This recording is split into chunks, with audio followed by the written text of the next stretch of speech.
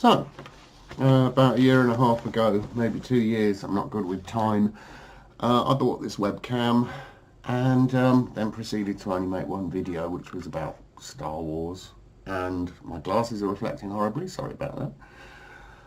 And then didn't do anything else with it, and haven't made any more videos. But at the moment, we're living through the most astonishing political time here in the UK. And being a completely powerless citizen of the increasingly totalitarian, well, I was going to say UK, but in fact EU, European Union, I thought I'd do the most useless thing possible, which was to make a video and upload it to YouTube, where it will be ignored by potentially billions of people. Here it is. Now, I'm hoping to focus more on the why of why we've been betrayed, rather than the how. I have to discuss briefly the how, but hopefully stick around because I believe I have some interesting ideas which other people haven't really expressed about not just Brexit, but about the attitude of our leaders and the attitude of the left, the liberal left if you're American, although of course they're not liberal in the least. Or these people, NPCs, PC people, the non-right, the liberally, whatever you want to call them, SJWs, sorry, forgot that one, the latest buzzword, SJWs. Who are they? Why do they do what they do? What do they believe? Just to explain a little of my political background, I've kind of,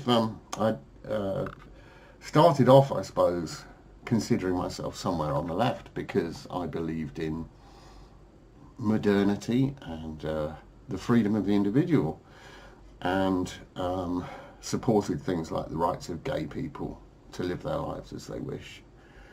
And I still do believe in those things. It took me a long while to realise that the left, whether organised as political parties or as non-governmental organisations or just ordinary common or garden lefties, don't believe in those things. I also, by the way, am just at the end of that day of a cold where you have the really bad day where you just feel like death. So I'm filling in some time before I try and eat something in the hope I can get to work tomorrow, because otherwise I lose my bonus, which is the bit that makes my wage up to tolerably above minimum wage. I work in a call centre. And we'll see, because my mouth feels like everything I put in it at the moment is sawdust, and I don't want to eat anything, and I feel all weak and bare. So, let's see. Anyway, what we can say with certainty, I was somebody who voted for Brexit. Now, I just want to say at this point that it doesn't really matter whether you agree with it or not. What this is about is whether a referendum will be honoured by what used to be the UK government. I'm a cynic. Politically, I said I started off on the left. I then drifted into thinking, well, am I a conservative? And then I hung around with libertarians for a long while. And I still consider myself some sort of classical liberal, libertarian, something like that. But I found all those things a bit wanting in terms of giving answers which are both true and usefully true, in the sense of a usefully true argument is one in which it gives you some insight. So, in a sense, if someone's lying on the ground and you say, what's wrong with you? And they go, well, I'm lying on the ground. It's not as useful as the answer, a piano fell on me. That actually explains why. So it's a more usefully true. They're both true statements. I might as well say at this point, I'm a believer in truth. I believe there is a truth out there that isn't necessarily UFOs. I mean, there's a real world which we can describe. I also believe that humans are very bad at this, which is why we come up with many different interpretations of it. So it's not like there's this objective truth that a person can have and have perfect clarity, but we can get closer to the truth through things like science, where we can learn to use methods which discourage falsehood. Nothing's perfect, but I believe there is something like the truth out there. I can't quite remember why I'm talking about that now, because I have no short-term memory or short-term memory. But anyway, what I wanted was an explanation of what is going on around me, which was both true and gave some sort of useful information. And I've found various explanations have not been so useful in that regard. This is something I'll get onto later. So let's get back to Brexit. Brexit was very simple. Now, I remember the night of the Brexit vote. I've always been something of a political animal. I've always stayed up to watch general elections, normally gone to bed in the wee hours of the morning feeling desperately disappointed because I've always really felt that kind of none of the above box, and somebody would win and declare it a glorious victory because they got 38% of the vote and the other party got 35% of the vote. So these interpretations would drive me mad. But that night, I put on I don't have a telly because I've got the internet. So I was streaming it, I think off YouTube, can't remember. And something was wrong. I started the stream and everyone in the BBC studios looked as miserable as sin. They looked like their cat had died, I just looked over there because my cat's over there somewhere, and I'll probably get more points on YouTube if my cat walks into the frame, but he probably won't be that helpful. His name is Toffee, by the way. If he does walk on, please all shout, "Hello, Toffee." He'll much appreciate that. So, that night, I sat up and I realised with amazement, with astonishment, this was the first time I was going to watch a political vote on the BBC and see it go my way. Now, in the middle of the night, I realised I needed sustenance, and I went out for some bacon because I hadn't got anything for bacon sandwiches, and there's nothing better than a bacon sandwich for emergency food. So I went out to the petrol station, which is up the road and stays open all night. And because the modern world is not safe, they have the shop locked, so you have to go to the counter and ask the lady to go and get you some bacon. And I said, I'm up watching the vote on Brexit, and she said, are we winning? Now, there's no doubt when she said we, who she was talking about. She wasn't talking about Remain.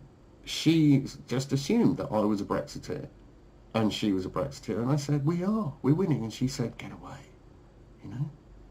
I said, no, really. And then a fellow on a moped pulled up. And then she said, we're winning. And he went, what, we're winning?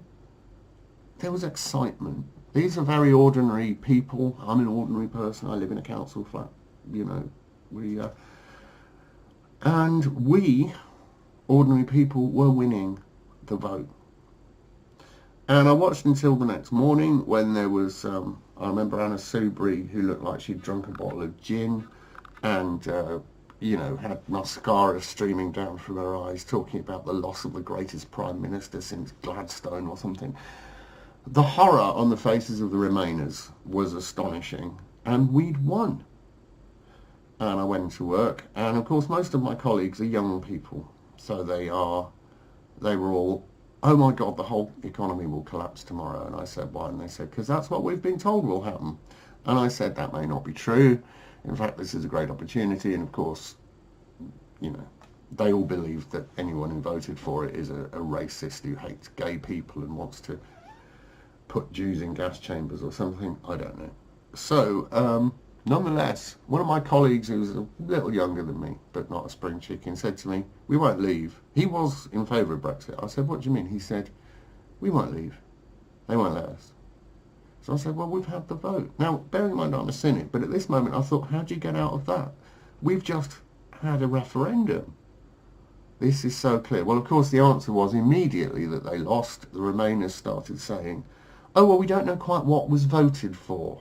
Did they want to really leave? Did they just want a readjustment of the referendum? We had truly evil people like Tony Blair announcing they were going to actively campaign to get it overturned. We've had demands for a second referendum to try and make us vote the right way this time. And then we had the delay, and we had the appointment, I won't say election because nobody elected her, we had the appointment of Theresa May as the single worst Prime Minister, including Gordon Brown, since a very bad Prime Minister I can't think of. Possibly that bloke who nobody can remember from the sort of early 1920s, I think it was. There was this fellow that nobody can remember the name of, him. Anyway, he wasn't a bad Prime Minister, it's just nobody remembers it. But the bottom line is, we got Theresa May, who had voted Remain, who was a woman of staggering inelegance and gracelessness, who seems to be detached from humanity in a disturbing kind of way.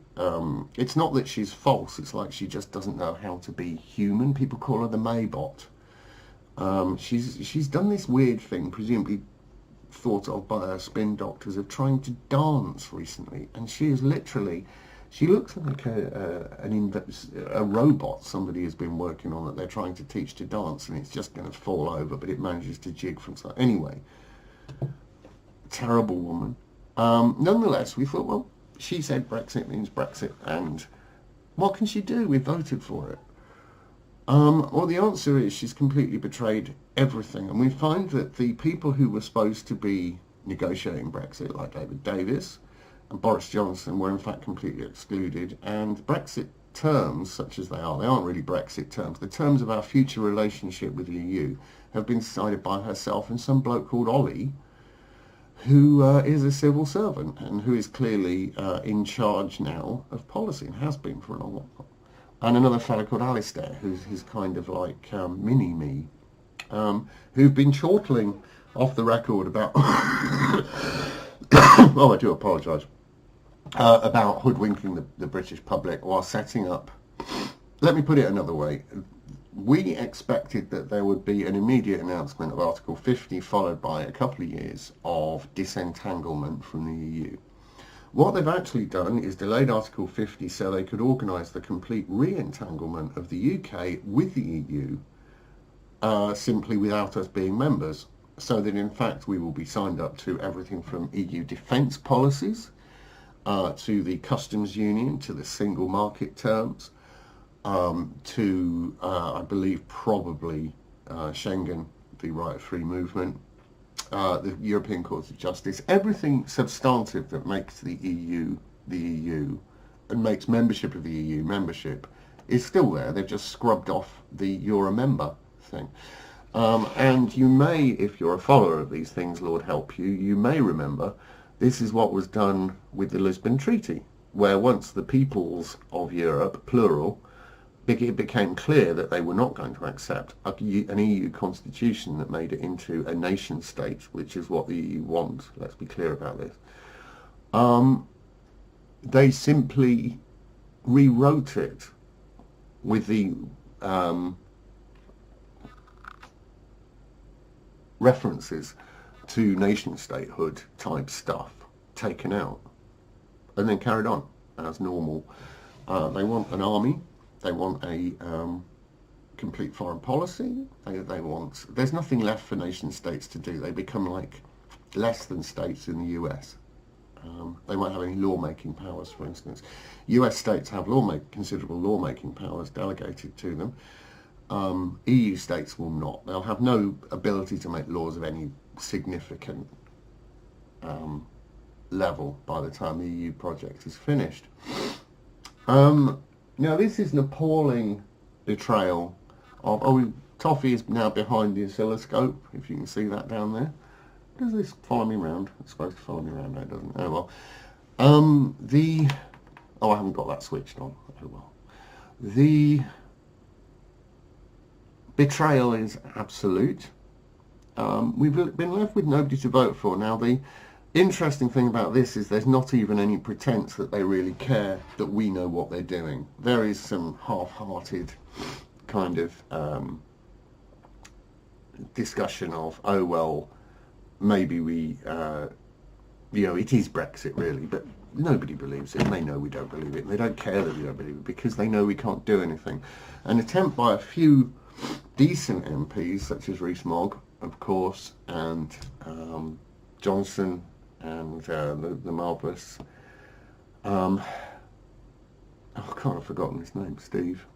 Anyway, it's a bit bad when you say marvellous and can't remember their name. I've just gone blank. Oh well, it's camera fear, you know. Has come to naught because they couldn't find 48 MPs who would dare to challenge their own party by getting rid of the obviously incapable Theresa May. The Daily Mail, which is supposed to be a right-wing paper, is supposed to be a conservative paper, has come out resolutely against them, because the Daily Mail will always, in the end, go will always go with the establishment, and so they just christened all these people as lemmings and ridiculed and humiliated them. The Telegraph is half and half, you know. Alison Pearson's a noticeable, decent journalist who has written well about the situation. But overall, we are being told by the vast majority of everybody that we can have this or we can have nothing. That if we don't accept Theresa May's non-Brexit, we won't get Brexit. This is like being told you can either have a plate of raw sewage or an empty plate. And if you don't have the plate of raw sewage, you have no dinner because you get the empty plate. There isn't another option on the table. This is ridiculous. Now, the fact is, again, whether you're a Remainer or a Brexiteer, whichever it is, everybody knew what we were voting for 2 years ago. It's over 2 years now. We were voting to leave. And leaving, this is why Remainers were horrified, because it would mean the end of everything they love, the end of authoritarian, unelected government, the end of the ability of policies to be imposed to support their environmental fetishes or their health fetishes or whatever from central power, the ability to ban mercury barometers and have no power to alter that. All of these things they love. Now, before I move on to the why, I just want to say one more thing. At the moment, this is just about, in a sense, the liberty of a nation state. And a libertarian would argue it doesn't matter what nations, whether it's the UK or the EU, you're not free until there's, or at least very much less, nation state. But I would be inclined to some extent, agree. If I'm a libertarian, I'm a minarchist, which means I'd like less government. I don't think no government is realistic, which is the anarchist point of view. I think there are various areas that governments are involved in now which could wholesale be removed, and life would go on fine. For instance, moral laws, which we'll come back to later, but censorship, for instance, there's no reason for governments to do that. There's no reason for governments to decide that chocolate bar manufacturers should sell smaller chocolate bars to make us thinner. That kind of thing. You could simply remove all that from the influence of government. That's what I believe, generally. But, again, I've forgotten what I'm talking about. But the fact is, that the EU is another layer of government on top of another layer of government, which is far more removed from us than the UK government is. Although we've just learned that the UK government now has carte blanche. It doesn't have to listen to us at all. So, in fact, maybe it is a waste of time leaving the EU, because the UK government is literally as far removed and unaccountable as the EU, which is a sad thought. Why have they done it? Now, in my view, if I planned this video properly, I'd start having things ping up. I'd go like that, and a thing would appear, but I'm not going to do that. I might aspire to, but I'll actually just make the video and upload it and see what we do. Might normalise the audio, if I go mad. But we have to ask, why do they act this way? Why are whatever we call them, the elites is a good, every society has an elite. Archaeologists will always talk about if they dig up fine clothes, my glasses are never straight, if they dig up a palace and find clothes and jewellery, they'll always talk about these elite goods. I mean, elite is not a kind of conspiracy theory phrase. It just means every society has some people who are at the centre of power, have most of the money, most of the influence, and they get to decide what to do. And talking of which, I forgot my other point, so I'm going to go back to it. If you are a Remainer, or if this stands, which it looks like it will do, I want you to bear in mind one thing. Every superpower needs to prove itself on the battlefield. Now, you might say, well, you haven't voted for that, but you're not going to get to vote for anything, remember. You're going to have a toothless parliament who doesn't get to vote on anything of meaning, who doesn't even make policy, because policy is decided by people in rooms that you are not privy to. The EU will one day decide it needs a war to prove itself, and there's a safe bet that war will be with Russia. Now that leaves... Ooh, little burp there. Now that leaves us with a horrifying situation that probably our grandchildren, maybe our children, will be dying in Central Europe over nothing, one of those great European wars. And if that happens and you're still alive, that was what you voted for. You see, the UK on its own is a post-superpower. We don't need to... We still have a big armed forces in order to power project to some degree, but we can't fight Russia, you know. Our complete tank regiment is like a rounding error on the Russian tank forces. You know, we can't do it. But the EU will aspire to that kind of proof of its power. So, moving on from that sobering thought, why? Who are these people? Now, we have lots of words for them. What is interesting is how it's very hard to pin them down. For instance, some people would say, for instance, that the enemy are lefties or it's a Marxists or whatever. Theresa May is not a Marxist. None of her civil servants are Marxists. None of the Tory party are Marxists. And indeed, it's very hard to find any Marxists at all. And yet, one can also argue that political correctness, which is all part of this process, is in some way was dreamt up by Marxists. We could call them elitists. We could simply say they're an elite. Why do they believe in the EU? Why do they believe in all this? I believe the answer is a particular model of the state, which they believe in. And this model is based around justification of your right to rule. Now, traditionally, your right to rule came from the fact that you were a military leader. You would become chief of your tribe because you're a big, strong bloke. And you and your lieutenants, you gathered around you, could bash other people over the head and keep you in power. You could also, as war becomes a thing, which human beings have not had war for most of our history, by the way. We had something called raiding instead, which is where you went and had a brief attempt to knock out the neighbouring tribe. Normally with a dawn raid, something like that. Or you'd have a thing where you'd both line up on the border and throw the odd spear at each other. But then somebody historically always thinks, well, what about if we did this in an organised manner? And then you have war. The idea being that war is when someone says, well, instead of just knocking them out, why don't we take over and maybe enslave them, and then we get to increase our economic productivity, because we can make them live on, minimum food, or even just work them to death and make them grow food for us and, weapons and whatever. So war's an idea which comes, and once you've got war, you then get this struggle and imperialism and whatever. And I sound like a Marxist, which I'm not. Why was I talking about that? Well, it's just an interesting thing, isn't it? Dear me, I have gone right off on a thread, haven't I? Why are they doing what they're doing? Oh, yeah. So it's a model of the state. And originally it's all based on warriors' abilities, the ability to run a war, the ability to expand your borders, enslaving people. And we see this in everything from the Romans to the Egyptians, the Sumerians, the Aztecs and the Incas and so on. Anybody really who goes from the tribal stage then becomes a military government. Now after a while, of course, these military leaders then start dying and they want to pass their stuff on to their sons, who themselves have not probably justified themselves through warriorship.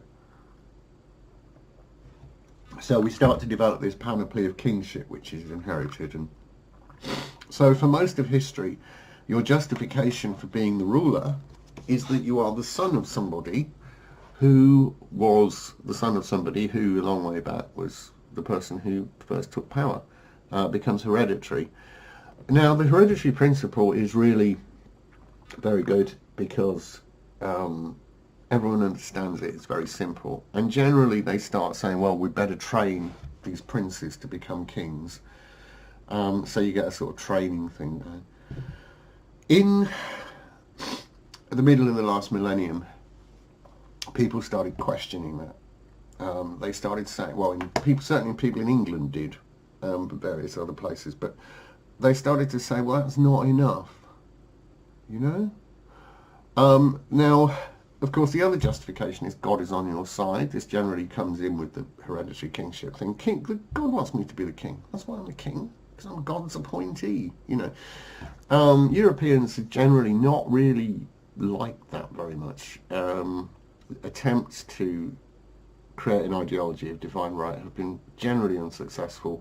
Probably a major cause of the French Revolution was Louis attempting to do that, and of course our own Stuart monarch. Was it the Stuarts? Of course it was. Charles I, of course, got his head cut off for that very reason. Now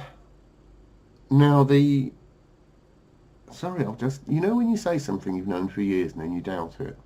Anyway, it was definitely Charles I. We had a revolution over that as well, the divine right of king. So we then came up with this problem of, well, what right is that? How do we decide that a person has the right to rule over another person? What is their authority derived from?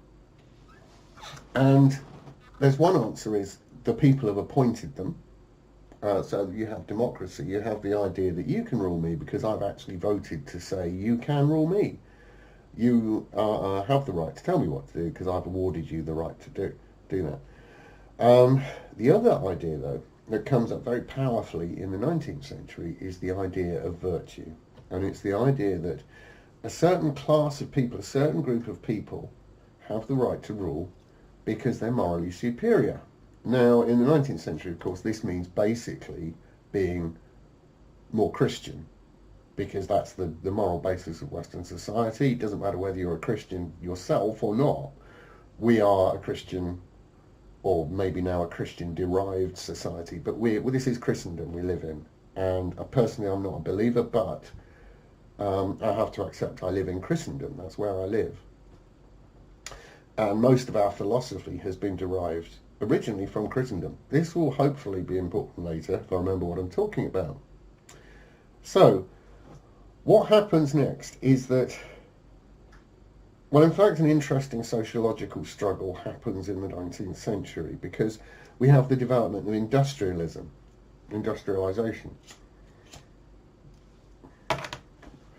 So suddenly we have lots of people who have no hereditary birthright at all. Where there's milk, there's brass. Northerners who've come up from nothing, lived in a cardboard box in the road or whatever, and now they've got loads of money, and they want to be part of the elite. They want to do more than have money. They've got the big houses like the aristocracy. They can buy land like the aristocracy. They rule over people like the aristocracy. The aristocracy had peasants working in their fields. These new industrialists have peasants working in their factories, and to whom they feel some sort of overlordship. That's not the right word. Pastoral, whatever. So they start saying, well, we want to be MPs, and we want to be the power group. What are these aristocrats doing? They're old hat now, you know.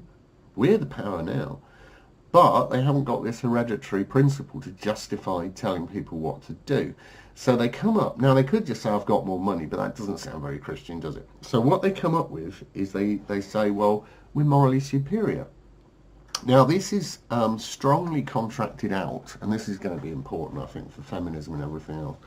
This is really something their wives do, because their wives have all this money and influence. They have servants, but they've got nothing to do. So what are they going to do with their days? They get bored. Now, some of them go off and do something quite useful, like Florence Nightingale. But most of them think, well, I'm going to become a moral entrepreneur. And they start going out amongst the poor to teach them to be more godly and, you know, how to raise their children and start running church schools and whatever. There's an enormous revival of Christianity in the UK and in the US as well, the Great Awakenings. The 1830s is a kind of nexus time for that.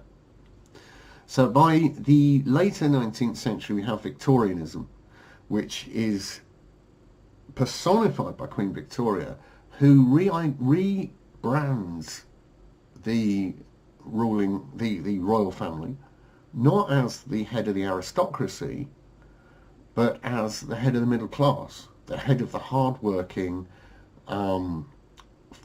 productive, fruitful middle class, and the middle class meaning really the new upper class, the industrialists. It's people who make a lot of money, employing peasants in factories to make everything from knives to steam engines to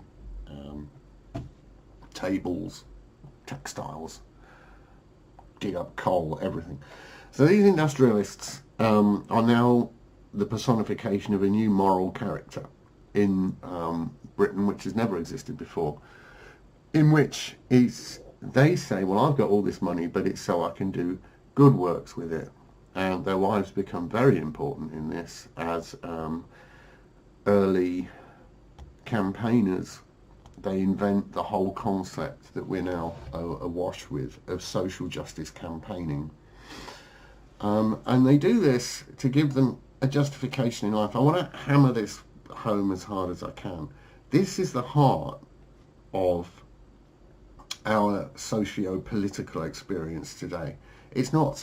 We are not socialists or capitalists or conservatives or liberals or any of these things, as much as we are the product of a reformed society, a society which is addicted to reform. If you look at the saints of our society, they are reformers. They are Martin Luther King or Florence Nightingale or gone blank. But, these people who are seen to have reformed society, they're the suffragettes, even though the history of the suffragettes is very dubious.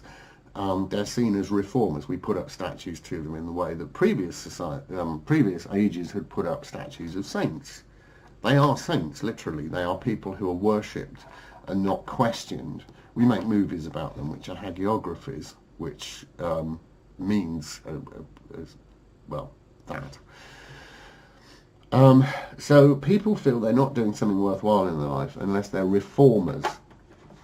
Now, this is the birth of the social justice movement. Social justice has acquired various forms. There was the whole communist enthusiasms of the 1920s, 1930s in the UK and America particularly, and in other parts of the world, in Europe, in Germany, in France. So France is horrifically communist in many respects.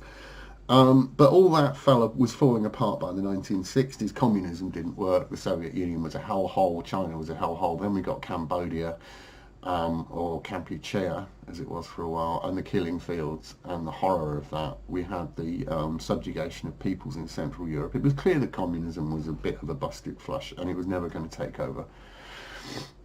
So what happens is these people look around they fall back to the old reform movements on matters of sex and race and so on, of 100 years before. The feminists are a revival of the feminists of 100 years before, who are horrifically puritanical, obsessed with the horrors of being forced to have sex with men as they see it, who believe in a patriarchy which forces all this upon them, who are determined to tear things down. All this was 100 years ago, and I want to make a point about that because a lot of people will often say something like, oh, the first wave suffragettes were fine, the first wave feminists, they were really campaigning for, decent things and whatever.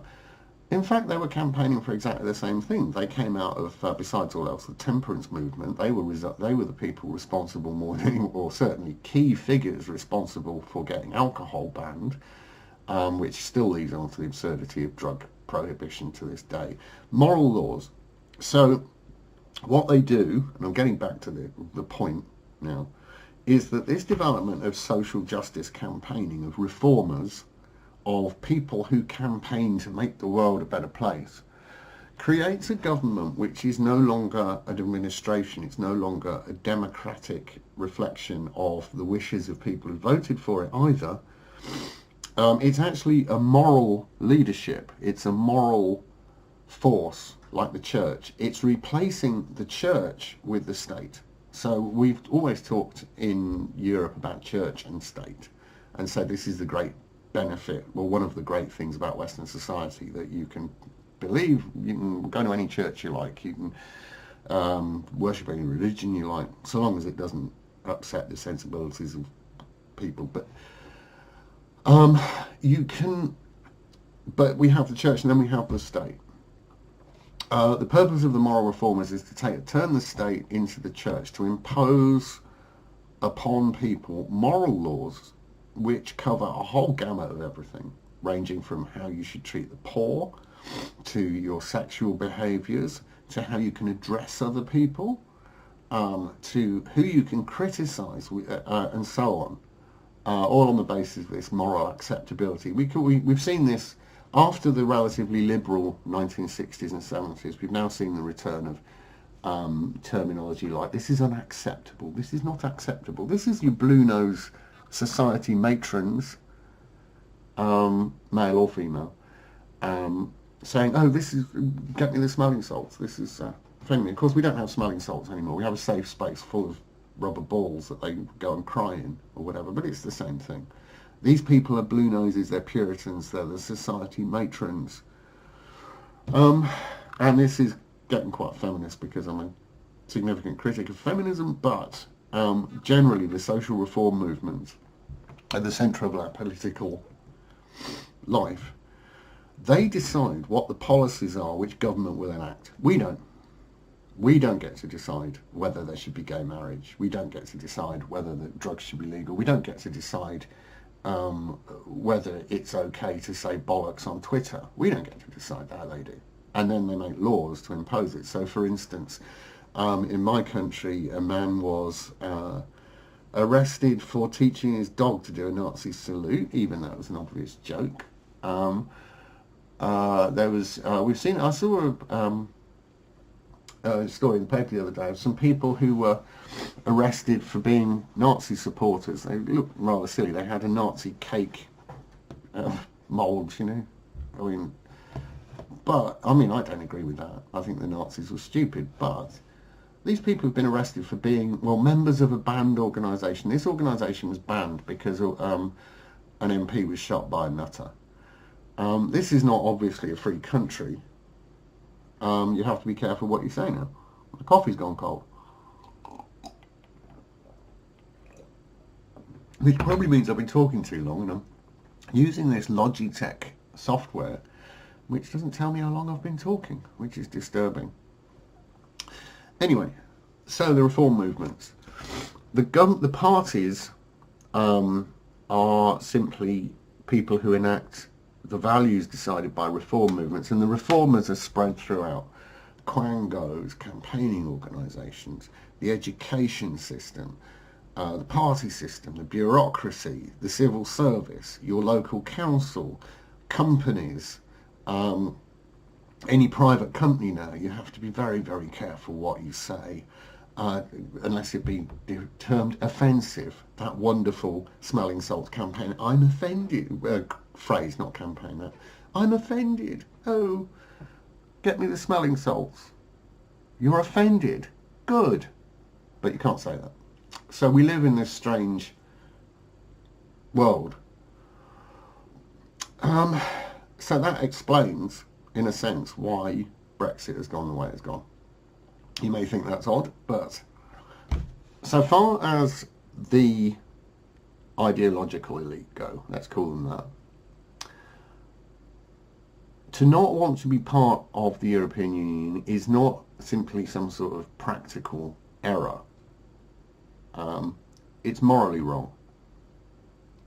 If you agree with leaving the European Union, you are literally a moral transgressor. And sorry, I'm trying to get the reflections off my glasses. Let's try it when I look at the camera.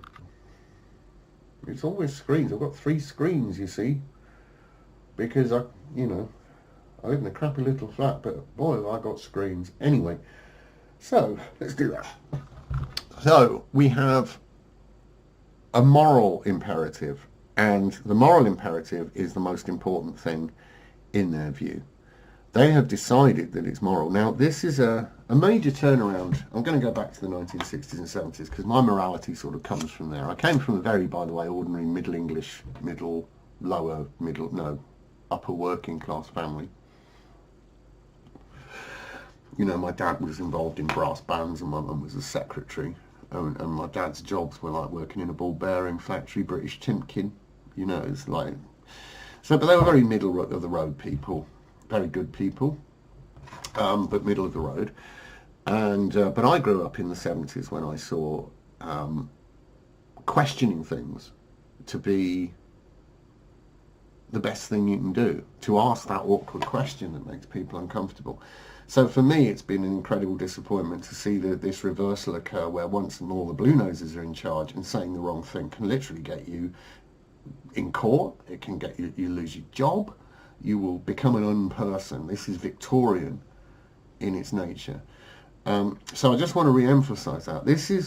There's many people on the right who think we live in some kind of moral wasteland, that there are no morals anymore. What's actually happened is morals have changed. It now doesn't really matter if you're sexually loose, for instance, which is a wonderful thing. I'm not criticising sleeping around. God help me, no. It's a wonderful thing.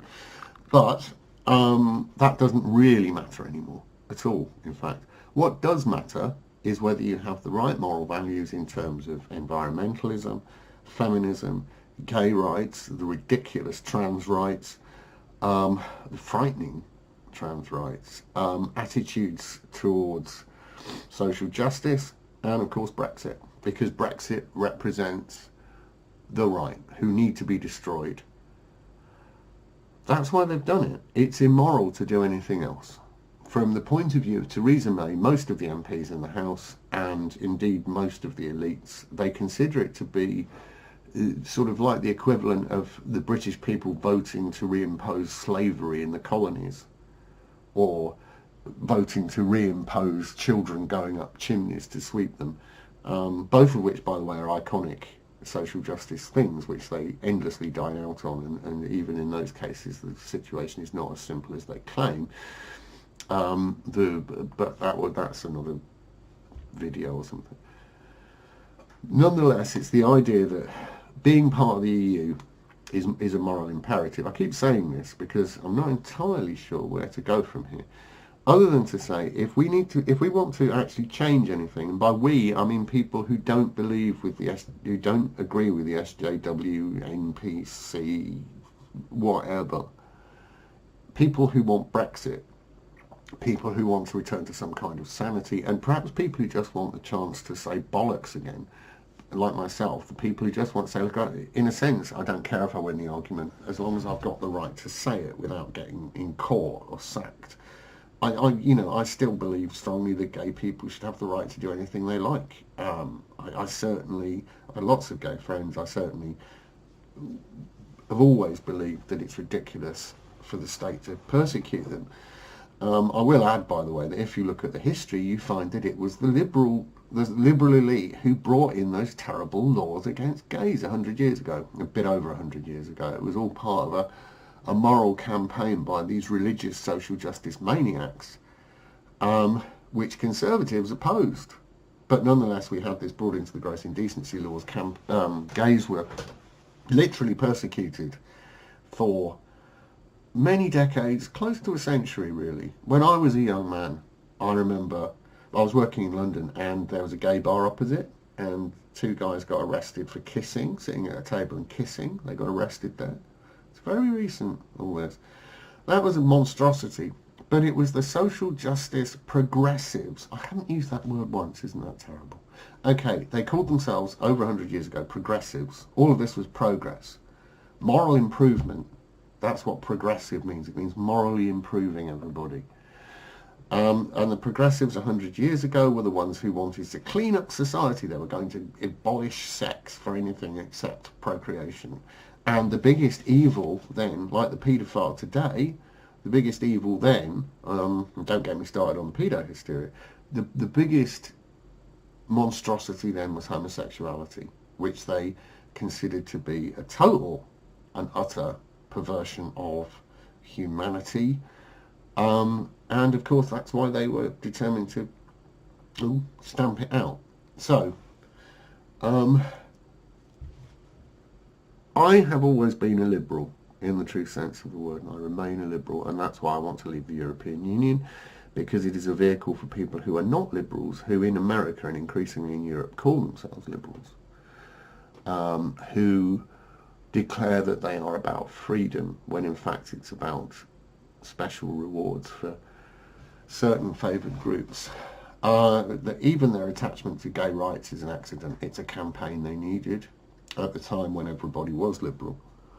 There was a true liberalism in the 1960s and 70s, and that has been completely subverted by these reformers who took it over and destroyed it. And now they've destroyed Brexit. So back to Brexit. I should sum up on Brexit. We will not get Brexit until... Sorry, I just realised I haven't got something. I need to write something. We will not get Brexit until we win the moral argument, until we learn to argue against moral authoritarianism, moralitarianism you could call it.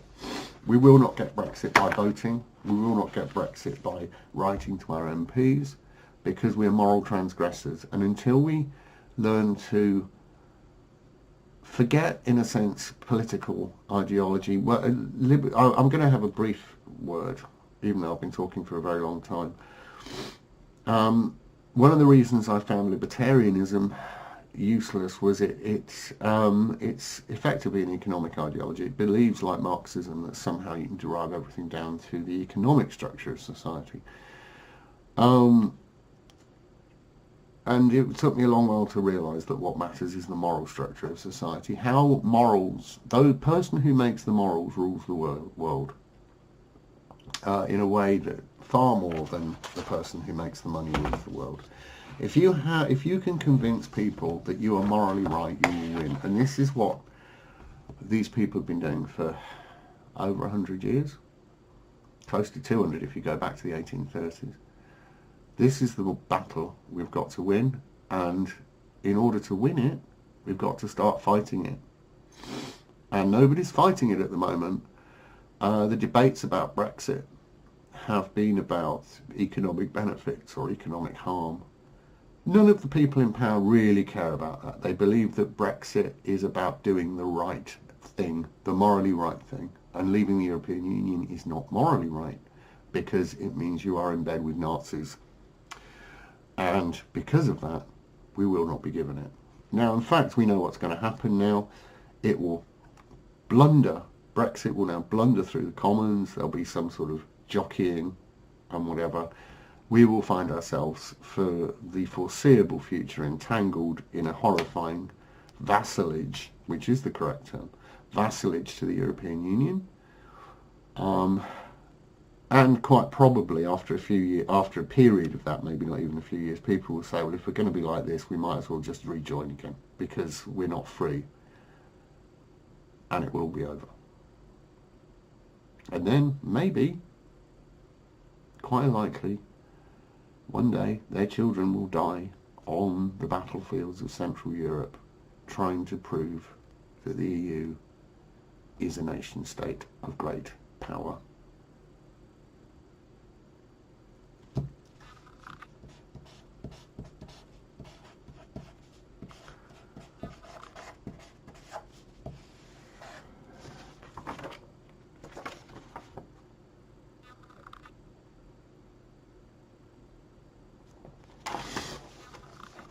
Oh, my mouse has gone to sleep.